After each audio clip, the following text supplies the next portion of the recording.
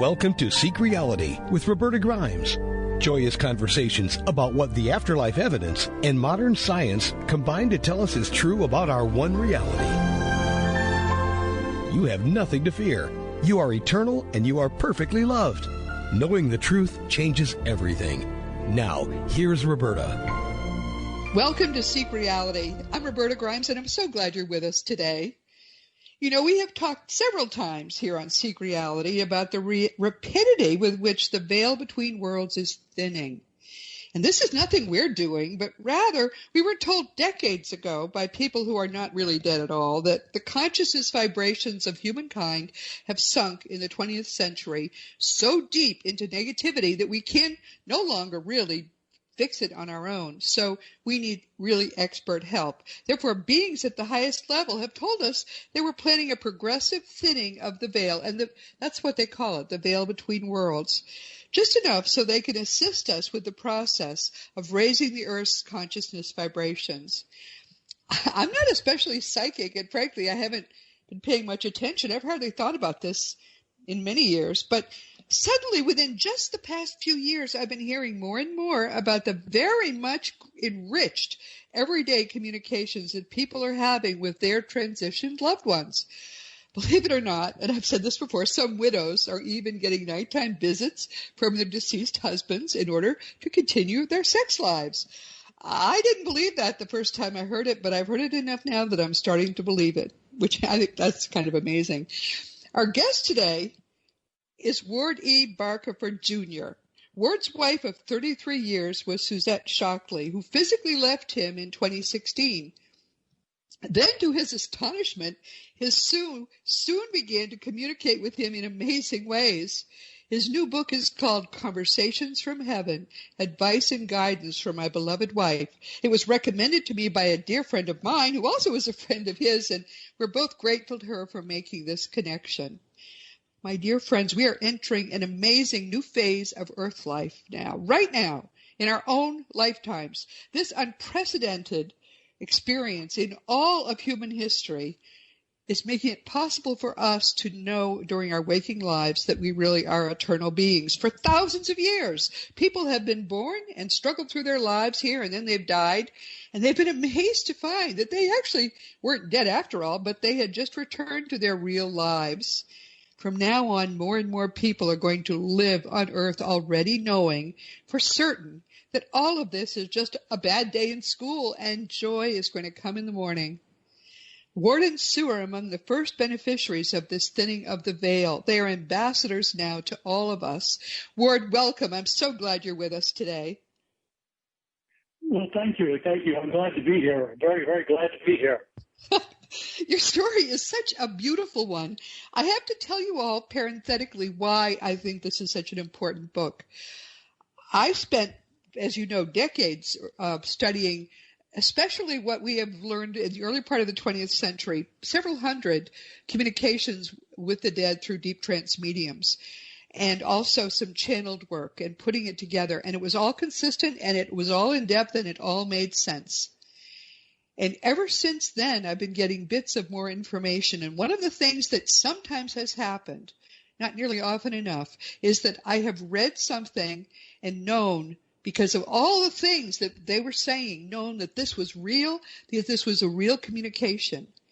And I had that pleasure this past week when I read this book. These are genuine communications from someone who is on the third level, which is the level that we typically enter at, and who knows things which that she could not have known in any kind of depth if she hadn't done all my research or if she weren't actually there.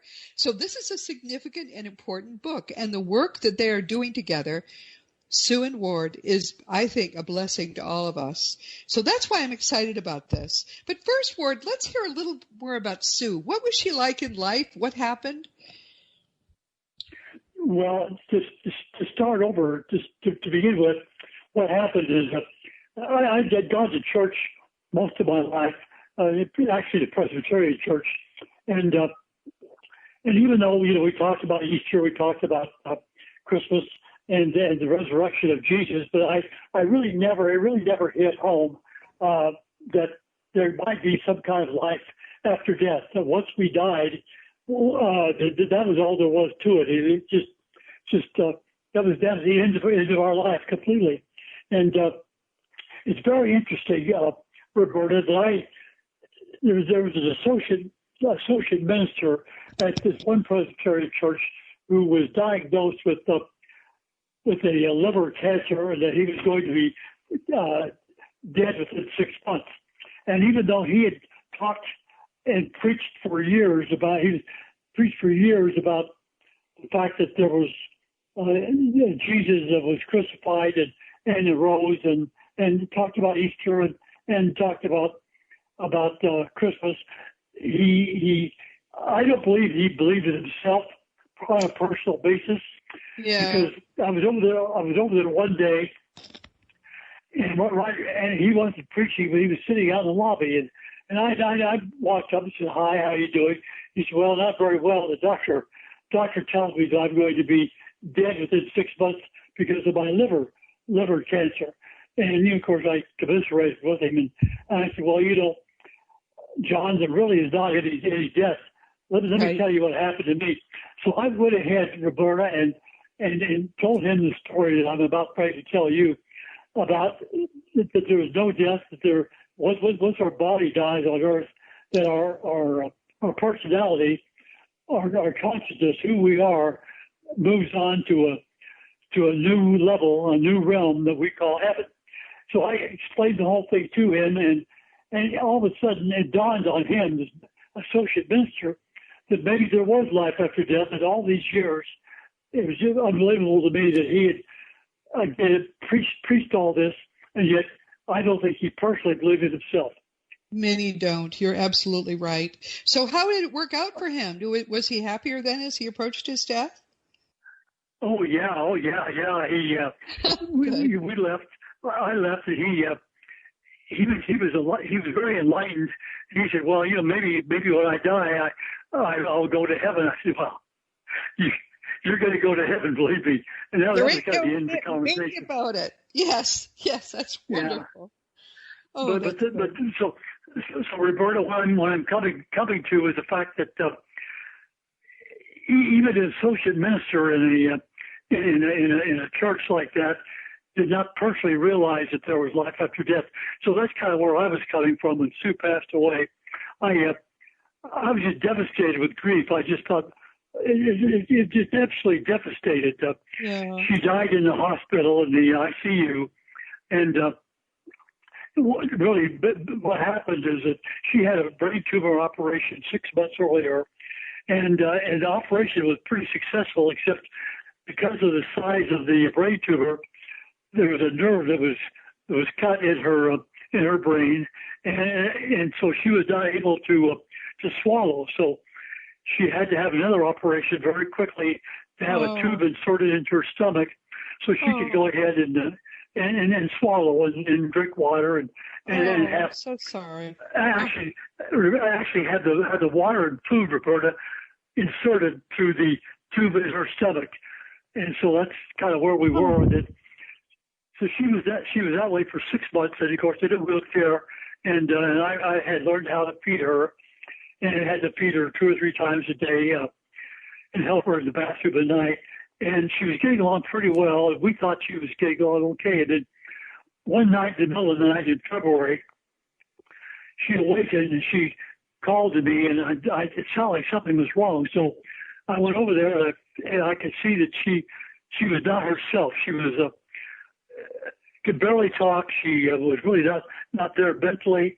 So I called 911 right away, and they came over in the middle of the worst snowstorm we had that year and took her over to the emergency room, and then I followed in my car. And at the emergency room, the nurse, Sue all of a sudden started coming back, and the nurse said, "Well, we need to keep her overnight just to make sure she's going to be all right." So I thought, "That's fine, So I went home, got some sleep, and the next morning I went back over to the hospital, and I was amazed because she was in ICU. I said, "Well, why is she in ICU? I thought she was just going to be in a regular hospital bed." And they said, "No, she developed some blood clots in her heart overnight, and so we've got to keep her in the ICU. But we think within 2 or 3 days, within 2 or 3 days, she'll be all right. She'll be able to come home. So I went home very quickly. I'll tell you this. I went home and got some more sleep. And then as I was getting ready to go back to the hospital, the chaplain called and said, "You better come over. Her heart stopped, and we got it started again through resuscitation." So immediately I went over there, and then as I got into the hospital, there was several doctors and several nurses in the hospital room resuscitating her.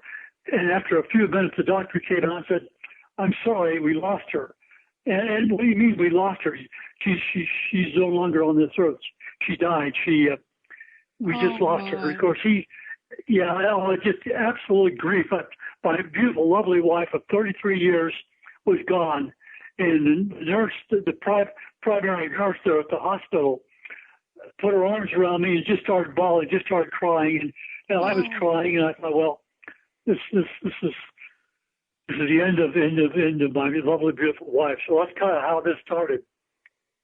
Yeah, and what seems to have happened though is that she was giving you signs right away, and then she started to speak in your mind. Had that ever happened with you before? Have you ever heard voices in your mind before? No, not at all, not at all. And so kind of like to kind of follow on, what happened is I went home that night after leaving her in the one thing she had, they had put a little tube in her mouth to help her with oxygen while she was alive.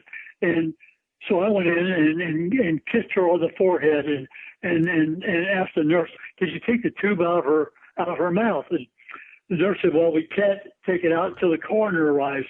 And boy, I heard the word coroner and I just flinched. I thought, "Oh, she's gone. She's gone forever."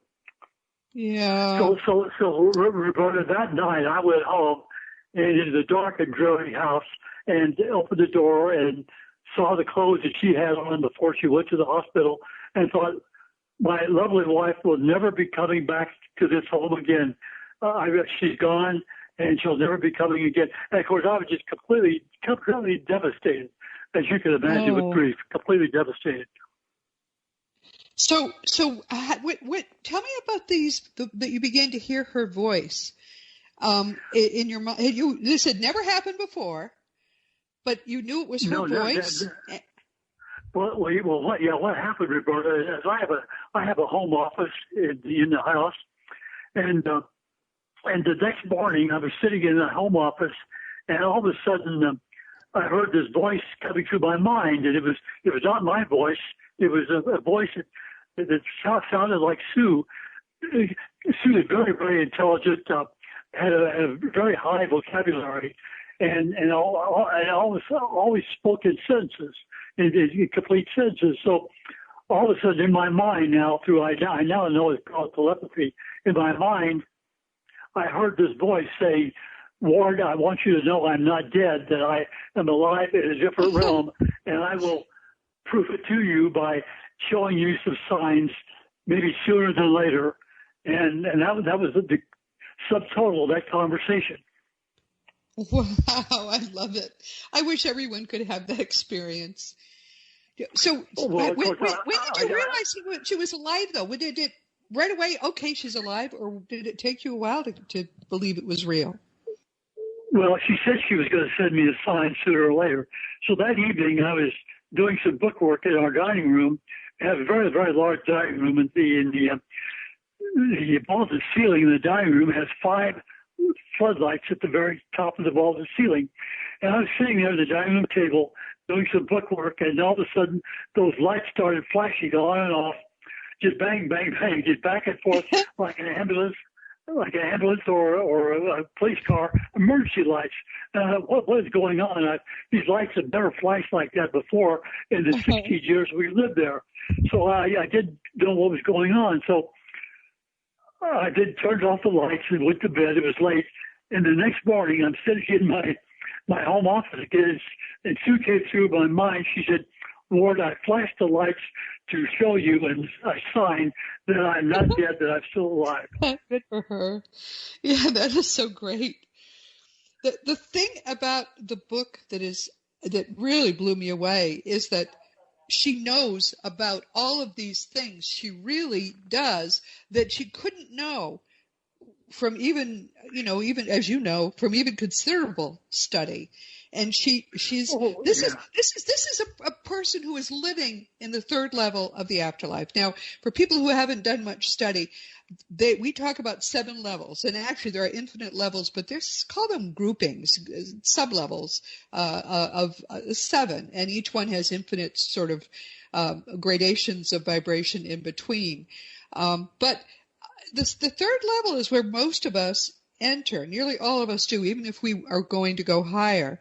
It's sort of a R&R level, maybe, for people who have been in the afterlife. And so that's where she is. Now, I'd say, because I've read some of the accounts from other people on the third level, even or the fourth level, they don't know what's above them. But because they're dead, they try to put up sort of a facade, and they will talk about things that they say are above them, and it is absolute hogwash. People who actually know and have been in communication with people who are dead know that they don't know what they're talking about, which is why I recommend against reading books like this from people on the third level.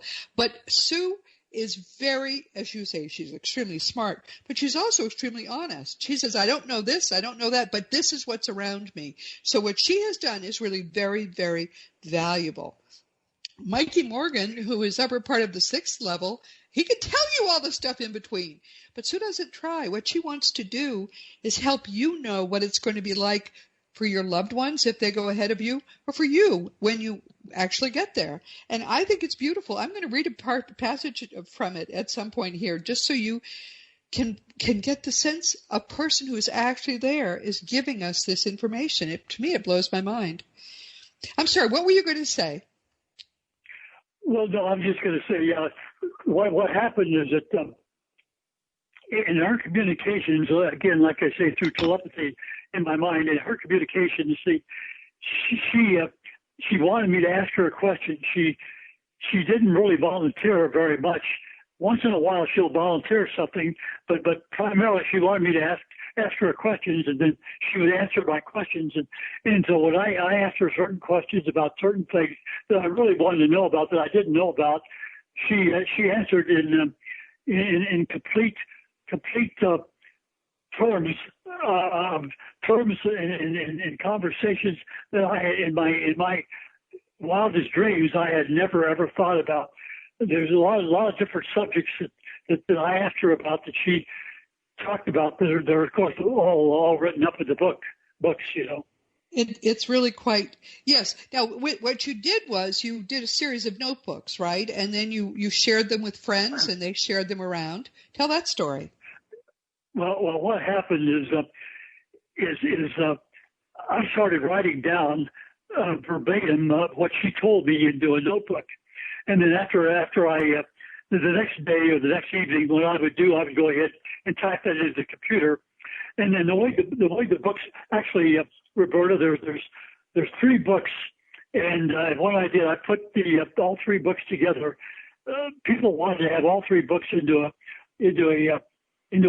single book, so I do have a single book that was just published, and it's a compilation of all books. It's called Secrets of Life After Death. Secrets of Life After Death. So that book encompasses all 3 books for your information. Now, to continue on, what I did is I would go ahead and write these down in distinct sentences into a notebook, and the way coming back to the book, the way the book is written is I've asked her questions, and that's in parentheses, and then she's answered to me, and every word that's in of her answer in the books, nothing was edited. Everything is completely just exactly the way she talked to me and told me about it. So there wasn't a single edit of any of her words in the book at all. Well, I mean, I could tell that because this is stuff you don't know, and yet it really flows beautifully. Let me read this because I want to give everyone the flavor of what it's like to be newly arrived. When did she die? Exactly. What was the date? it was about the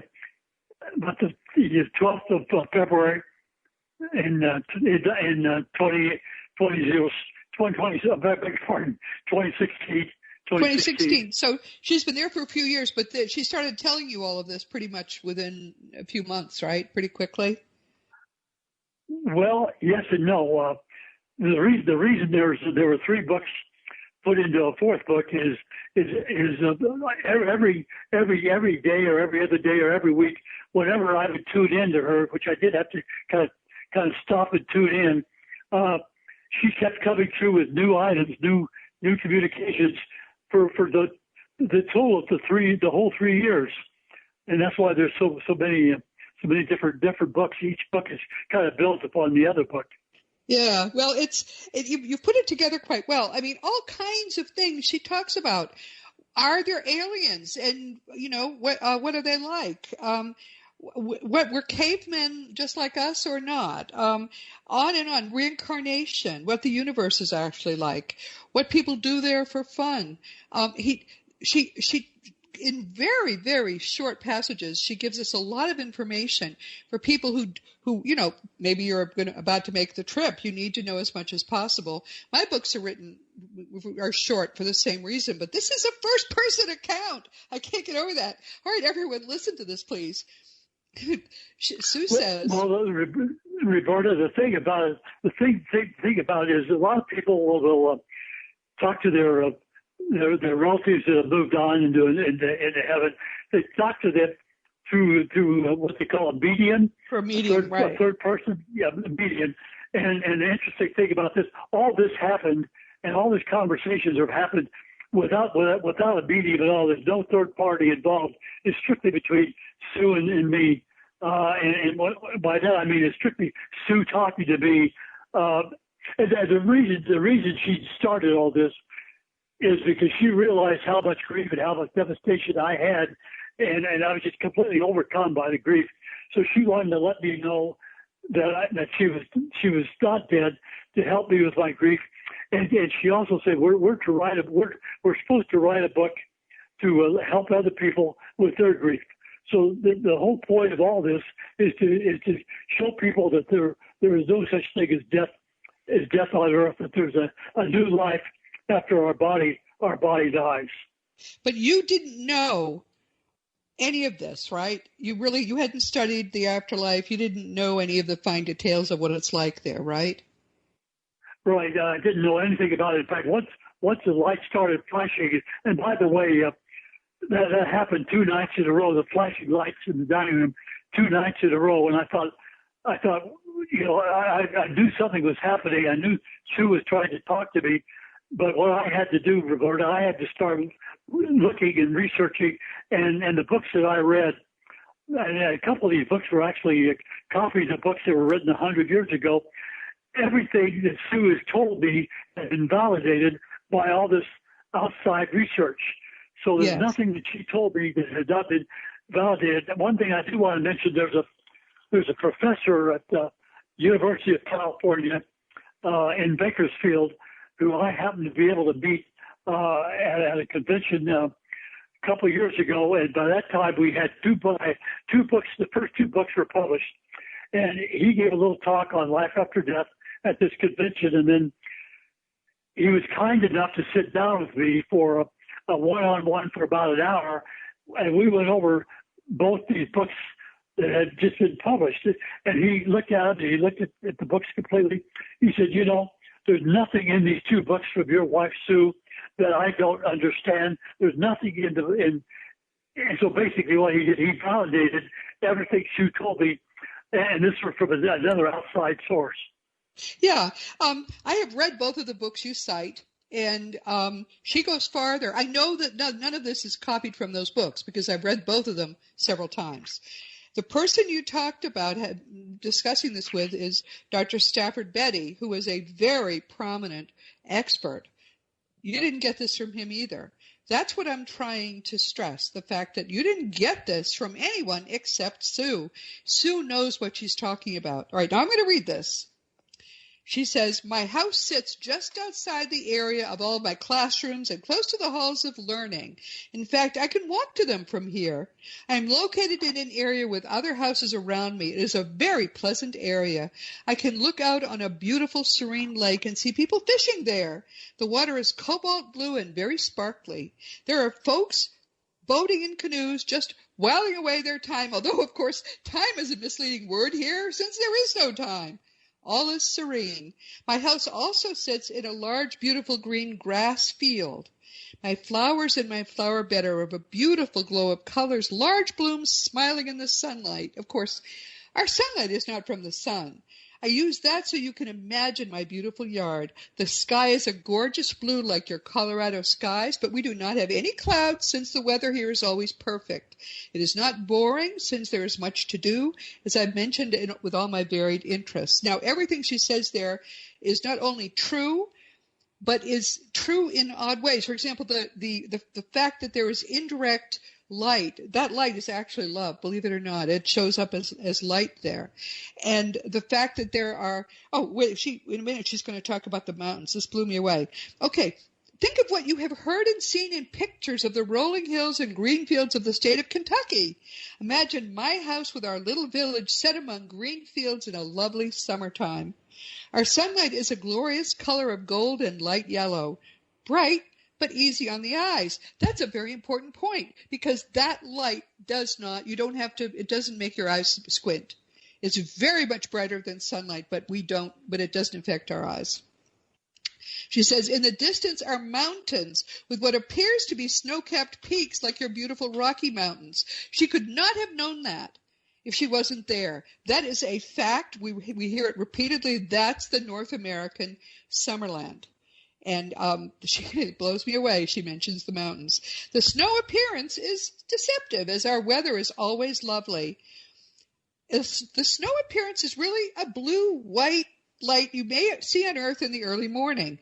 Fascinating to me. The rest of our colors are many. In fact, there are many colors there that don't exist here because they're beyond the visible light spectrum. But that's, again, she says the colors are many, but predominantly like the colors of your rainbow. The rest of our colors are many, but, I skipped a place. The rest of our colors are many, but predominantly like the colors of your rainbow. In fact, your rainbow colors are really the color spectrum of heaven. What a beautiful thing to say. Our trees are varied like your trees are varied. We do not have the variety of trees like you have, but a lot more types of beautiful ones, different trees. And in fact, those trees are much more alive between you and me than our trees are. They actually respond to us and caress us as we go by. She says, soft green, leafy colors in many shades. Think of the most beautiful summer day you have had and multiply the colors at least 100-fold, and you can start to imagine the colors here. That is all perfectly true. No one could have written that who had not seen it. She was looking at it as she spoke. Back to our homes. Wait, let me just short paragraph. Back to our homes. Our houses are constructed of what we individuals like, weathered wood in many colors, brick, stone, or any other material that we like. Inside, I have decorated my house just like the one I had with you. I may have mentioned this before. The pictures on the walls, the furniture, the carpeting, although, this is funny, I did redecorate the kitchen to look like some of the kitchens in your House and Home magazines. We didn't remodel our kitchen, but it was large, efficient, and it worked for me at the time. Enough for now. I just love it. She did want a better kitchen. How hysterical that is. That's so funny. I'm sorry. Go ahead, Ward. What were you going to say? Well, I was going to say, the validations on this stuff. There's a book that I read called Testimony of Life. Yes. By Helen Greaves. Yep. And what it is it's a Catholic nun that passed away, and she had a good friend on Earth here, and so she started communicating with her friend. And one of the things that she says early on in the book, I now live in a cottage of my own, a peaceful little place. And then further on, she says, I have a new home. And then Roberta, she goes ahead and starts discussing some of the things that Sue has told me about it. And one other validation, there's another book called The World Unseen by Monsignor Robert Hugh Benson, who did passed away, and you may be familiar with both those books. But both of them, I've read them books, several times. Yep. Yeah, both those books are saying the same thing, and they're validating to me what Sue has told me that you had just described. Sue's book is better than either of them in terms of what it tells us. The detail, because there's no medium in between, and because there are no inhibiting beliefs in between, and because she is really such a good reporter, to be frank, your book is better than either of those. I have to tell you quite frankly. I'm anxious to see what else you get from her, because you're still communicating with her, right, doing this? Yeah, still communicating with her. Yeah, absolutely right. Yeah, and one thing I do want to mention a little bit about a couple of signs that, besides the conversation in my mind, she, as I mentioned, she said that she was going to show me some signs, and the flashing lights were in the dining room that night. Was one of the signs, was actually the first sign, and then there's a couple other. What usually happens, Roberta, is sometimes I would awaken in the middle of the night, like 2:30 in the middle of the night, fully awake, and once I actually saw her at the foot of the bed in full color. Yeah. And while I'm trying to say, the bedroom was actually black at night, and yet she showed up for about 3 seconds in full color at a much younger age. She looked like she was about 30 or 35 years old. Yeah. And it's my understanding that from Sue and from these other books I read that they could go ahead and decide at what age they want to look like when they're in the other world, you know. Yeah, she decided to be young and gorgeous. Well, I'm going to be too. I can't wait. Oh, it'll be nice. But no, your book is genuine. I have no doubt in my mind that whatsoever that Sue is a very good reporter who recently died and is now helping you to understand what's true. And she seems to have a real desire to help other people too to get past their fear of death, which is wonderful of her.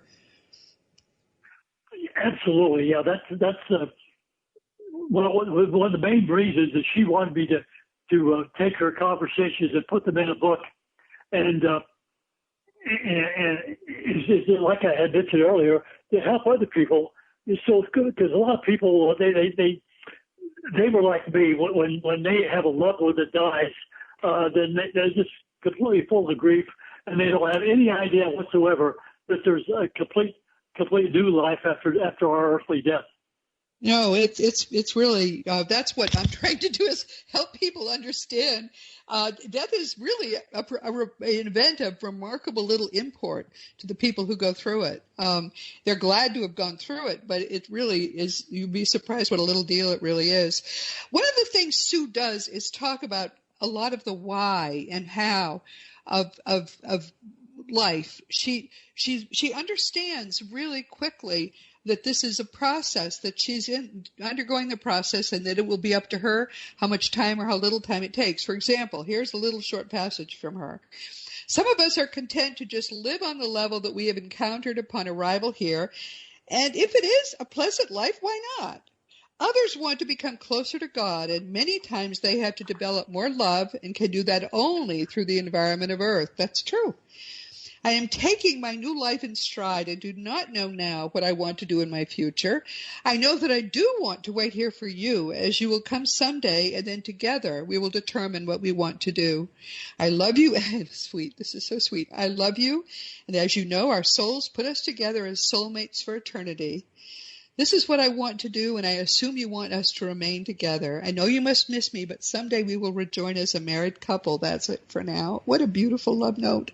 I love that. I just love it. Yeah, it's amazing. One of the reasons that we're on Earth, and what they call this Earth School, one of the reasons we're on Earth is to learn unconditional love.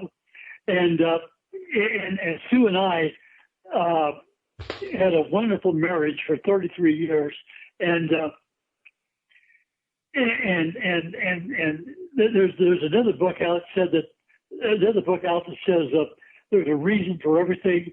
There's just a reason for everything, and I think one of the reasons that's hard to believe, but I think one of the reasons that Sue developed the blood clots and the brain tumor is that I would take care of her, and all of a sudden she realized over that 6-month period after her operation that I would do anything and everything I had to do to take care of her, and she all of a sudden realized that I loved her unconditionally, and I think one of the main reasons that she had that problem was the fact that I had to learn unconditional love, she had to learn unconditional love, and we both learned unconditional love through that situation. Yeah, did she have a bad family life as a child or something? She didn't. It was hard for her to believe she was loved, something like that. I get all involved in the communication afterwards, but there was something about this was an important lesson for her to learn, and she did learn it. Yeah, the problem was that when she was a little tiny girl, little tiny girl, she didn't think. There were several things that happened, and she didn't think that her mother really loved her. That maybe her mother wanted a boy instead of a girl, and so her mother, she didn't feel throughout her entire life, unfortunately, that her mother really did not love her, and so she had to learn. Sue had to learn on this earth while she was on this earth unconditional love, and I think that she learned unconditional love, like I say, through knowing that someone would take care of her in a very extreme situation. Oh, very beautiful. That is beautiful. I think that I actually have questions I'd like you to ask her, and I'll send you some. I'd like to elaborate as she's there, more and longer. I'd like her to elaborate on some of what she tells us, because it's not common. Mikey Morgan is an honest reporter who is genuinely on the 6th level, and he tells us stuff about where he is. But I don't know of anyone else who's on the 3rd level who's truly an honest reporter and really is communicating what's around her. I think that she's a treasure, and I would like to have her tell us more about what she's doing, where she is, and so on. But you and I will work on that. Maybe we can increase what you're able to put into the next edition of your book, which I think would be fun. Okay, well, yeah, it will be fun. Great. Yeah, absolutely. So tell me a little bit about what you want people. What is she giving you a sense that she wants to do for the world or through these communications? Because let me just say parenthetically that someone like her doesn't have to do this. She would not have been told, all right, you got to fix the world, so you got to communicate through Ward. But she is choosing this through the goodness of her heart as a way to help the world. What do you think she most hopes to do for the world? Is it just about teaching people that life is eternal? Is it more complicated? Is it about teaching people that there is truly unconditional love? What do you think is in her mind as she does this? Well, okay, 2 things. One, she wants people to realize that there is a completely new life after death, after earthly death. It's a completely new life. And people, in order for people not to have this terrible grief and desolation that I had, number one, she wants to make sure that people realize that there's a continued life on. And secondly, she wants people to realize that one of the main reasons that we're on earth is to develop unconditional love. And God is whether you call God or a higher intelligence or whatever name you want to put on to whomever had created this universe. She wants everybody to understand that the reason we're put on earth is our soul wants us to develop unconditional love, and because there's so much hate in the world today, and there's not as much love as there should be. So Right. one of her priorities is to help people realize that we're really on earth to learn to love one another, just like the Golden Rule says. What surprised you most about the stuff she's told you about where she is now and what it's like there? Have there been big surprises to you? Well, of course, everything Roberta is a surprise. Right. I mean, Right. the fact that she's still alive, and her personality, the fact that there's no death is number one,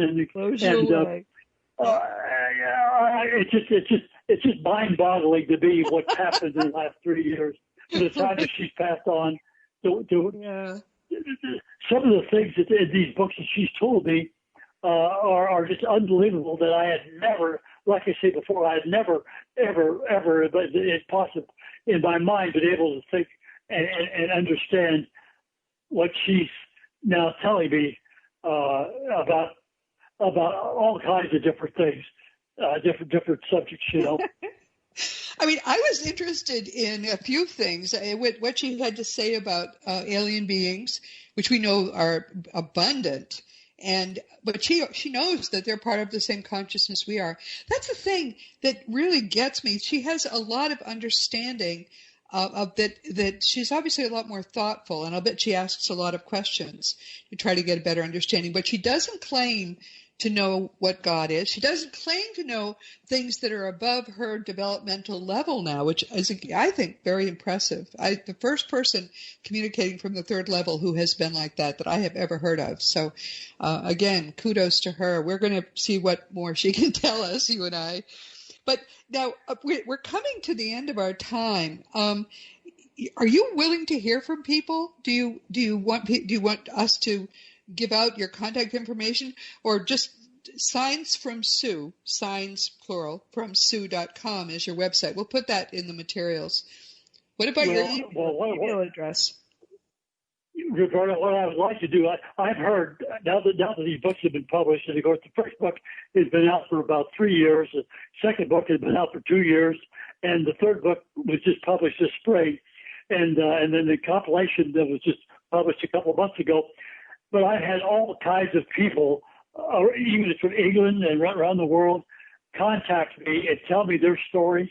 And yeah, I'm very seriously thinking about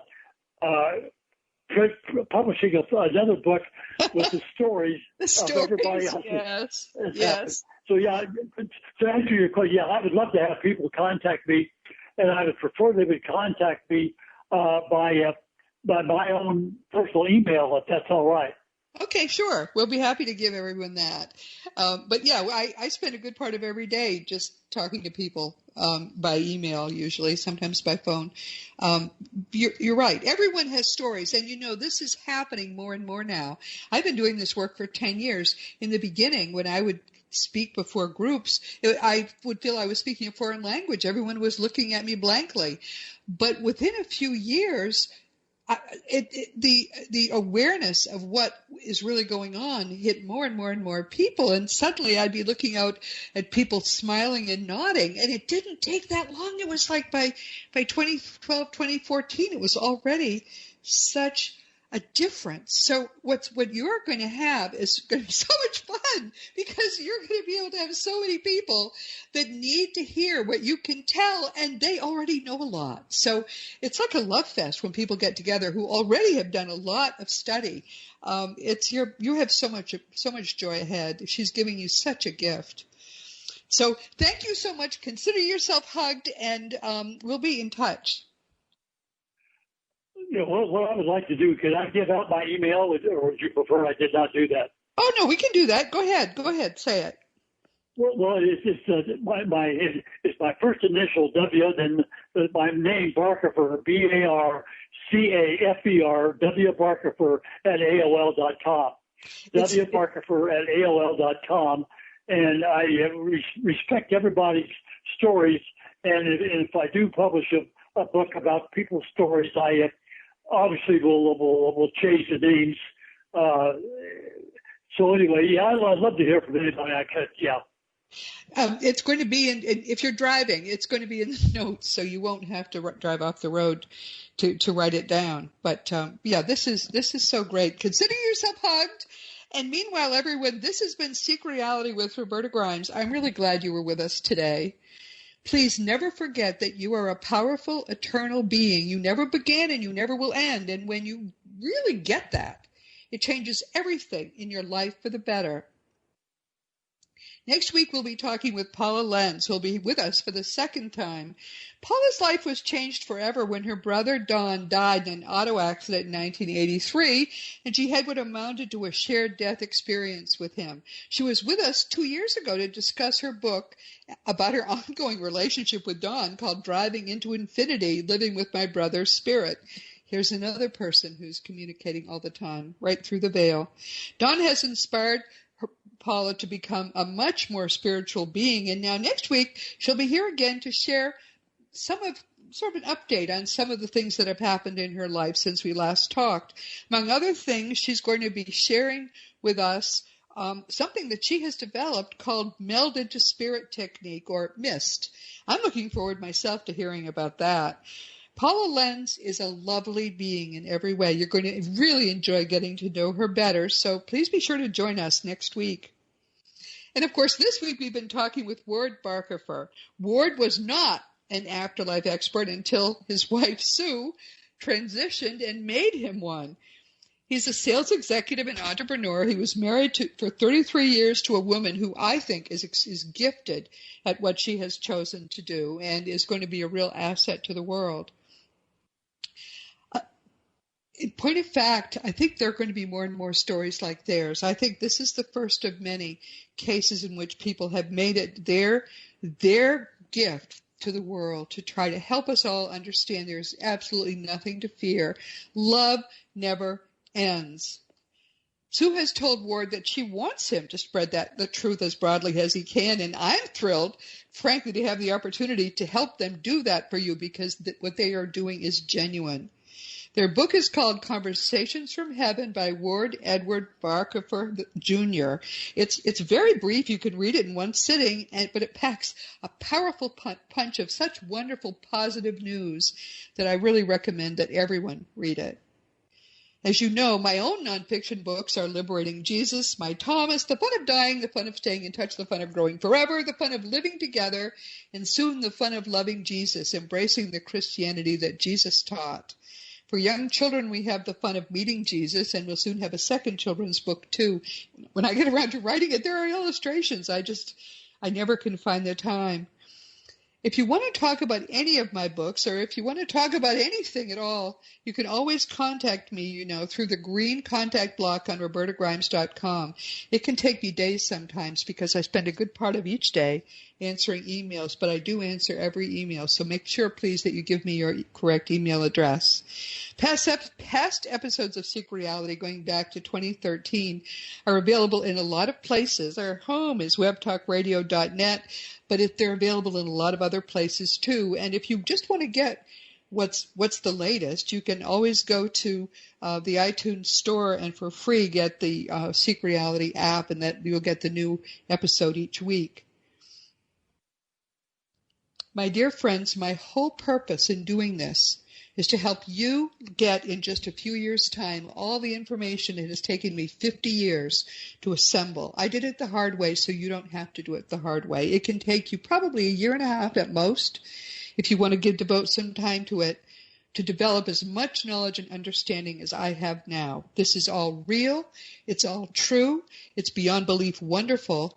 And it's easily available to you now. As the veil thins, you can more and more be knowing and loving and believing what's true. So I'm excited for you that you have this opportunity, which frankly I didn't have. No one in any prior generation ever has had. Meanwhile, this has been Seek Reality with Roberta Grimes. Please enjoy and make the most of this coming week in our one reality, knowing that you are a powerful, eternal being, and you, most of all, you are infinitely loved. You've been listening to Seek Reality with Roberta Grimes. Roberta blogs and answers questions at robertagrimes.com. Join us every week as we explore what the afterlife evidence and modern science combine to tell us is true about the one reality we all share. Knowing the truth changes everything.